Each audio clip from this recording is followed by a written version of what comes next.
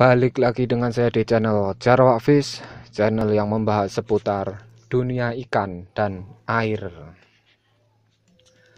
Kurang lebih video ini masih sama dengan video-video sebelumnya, masih membahas Cana Maru.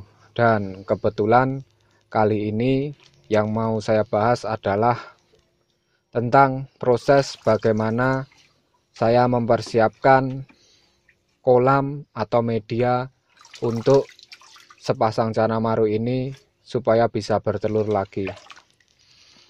Bisa dibilang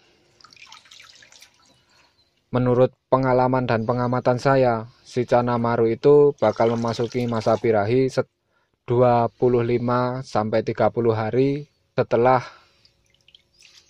ikan Cana Maru itu bertelur. Jadi setelah bertelur terakhir kali, kurang lebih dalam waktu 25-30 hari, si Cana Maru itu bakal masuki masa birahinya. Nah, di waktu itu saya harus menyiapkan kolam dan juga media supaya si sepasang Cana Maru ini berhasil kembali bertelur. Singkat cerita, dalam waktu beberapa hari setelah si Cana Maru bertelur, air di kolam itu sengaja saya surutkan. Supaya apa? Supaya ya tidak atau berkembang biak di luar pengamatan saya. Takutnya kalau di luar pengamatan, nanti ikannya mengeluarkan telur, saya tidak tahu, telurnya tidak saya angkat, telurnya bakal jamuran sehingga proses perkembangbiakannya gagal. Makanya itulah alasan saya kenapa air di kolam itu sengaja saya surutkan. Dengan ketinggian air yang tidak terlalu tinggi dan ukuran ikan sudah di atas 50 cm, maka ketika air surut, si ikan itu tidak bisa untuk berkembang biak atau ngebola.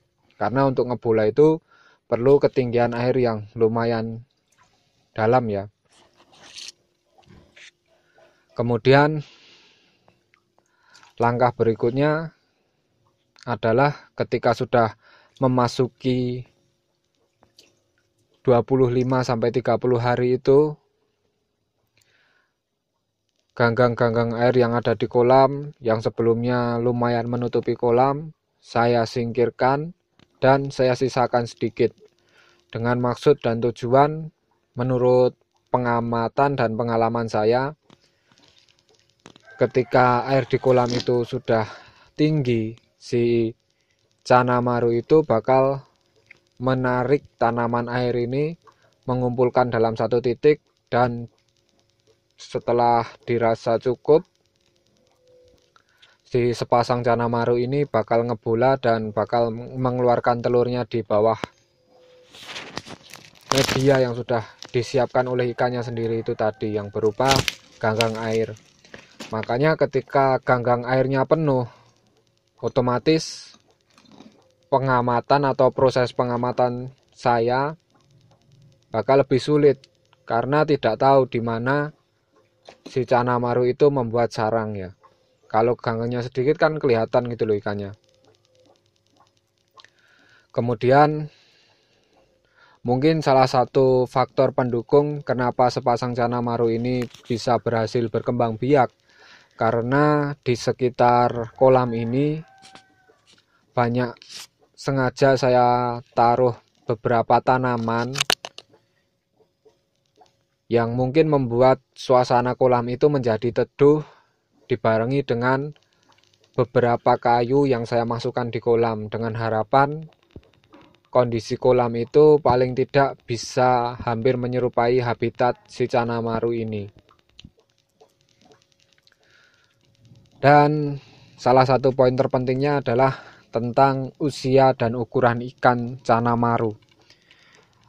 Kalau menurut pengalaman saya sendiri, karena saya pelihara ikan ini dari ukuran baby atau ikannya masih kecil, kurang lebih perlu waktu di atas 3,5 tahun untuk si Cana Maru ini bisa berhasil menjadi sepasang, kemudian bisa berhasil berkembang biak dengan ukuran ikan di atas 50 cm.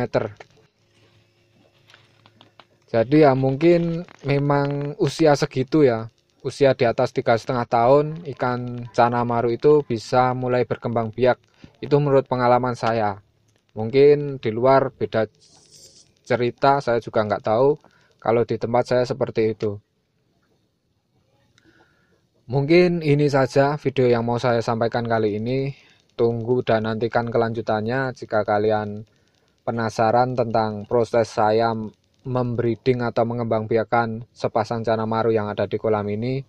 Mudah-mudahan bisa menjadi referensi, dan mungkin ini saja video yang saya punya kali ini. Terima kasih telah mau meluangkan sedikit waktunya untuk menonton. Sampai berjumpa lagi di video-video selanjutnya.